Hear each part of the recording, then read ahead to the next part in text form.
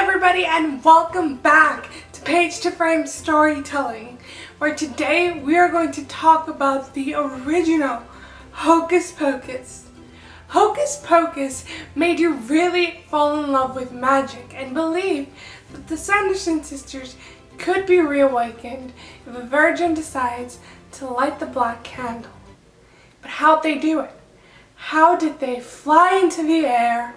How did they have a zombie come to life? And how did that cat talk?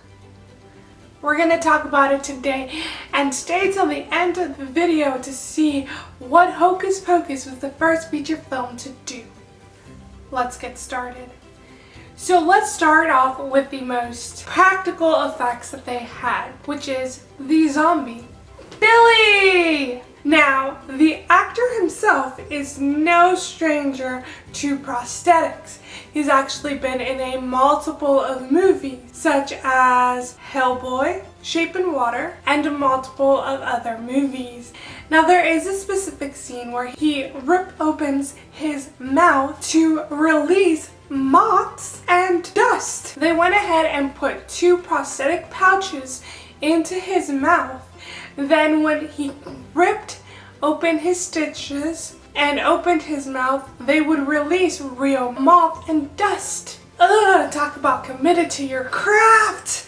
That is heebie-jeebies, especially as the actor explains. They put the moths in and they go in your mouth. From old school to new school, we really haven't changed much in the ways of wire rigs. They went ahead and wire rigged the Sanderson sisters onto wires, had them hold brooms in order to do the flying effect, which I personally love. Now, they did luckily use the trees in order to hide a lot of the wire riggings to have the scenes be done not in green screen or blue screen, but actually on set and on location, using the trees to really hide that wire removal, to not really need to do so much rotoscoping and cleanup work, which at that time was a lot harder than it is now.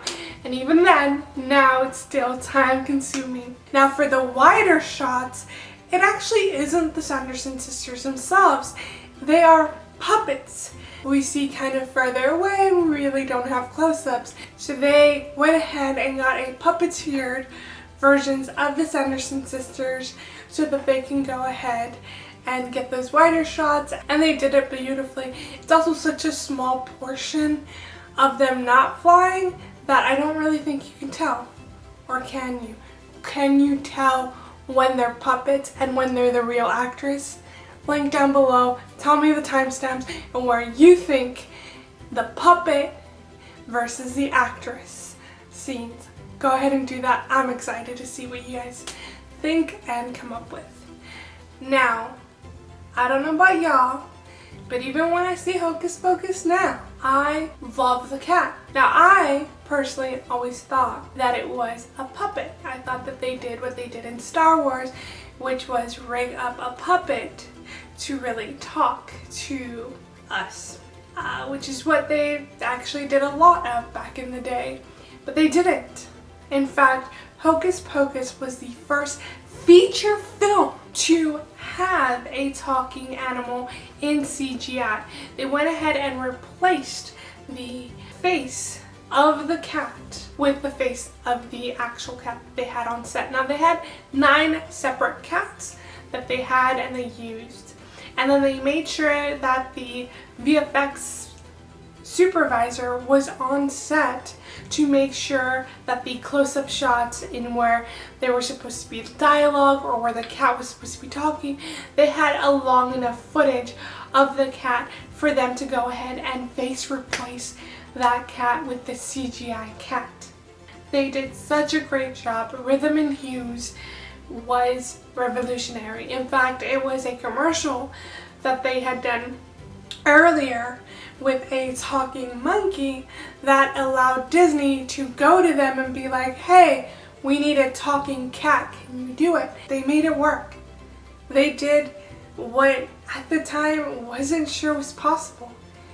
Now before this, there had of course been several other ways to make animals talk in film, but not as seamless as Rhythm and Hues had done in Hocus Pocus, changing the way we see film and the way we see animals quite differently.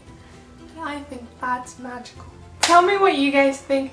Tell me your thoughts down below. Are these facts you already knew, or did you learn something new? And as always, if you learned something new or you like these types of videos, go ahead and hit that like and subscribe button and check out these other Marvel films right here where I break down the VFX done in Marvel movies. Thank you guys so much for your time. You guys are awesome. See you on set.